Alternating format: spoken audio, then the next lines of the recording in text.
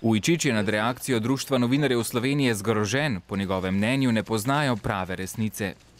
Resnica je ta, da sem jaz ustvaril 3 največje medijske projekte v Sloveniji in da sem vse svoje premoženje dal v razvoj RTS-a in tudi plačo in honorarje. In leto in pol nisem več direktor. To je vse.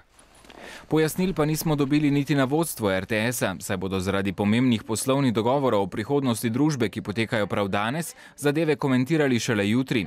Ujčič, ustanovitelj Prokurist in preko podjetja Komunikacija skoraj 15-odstotni lastnik družbe, sicer trdi, da ne ve, kaj se v podjetju dogaja.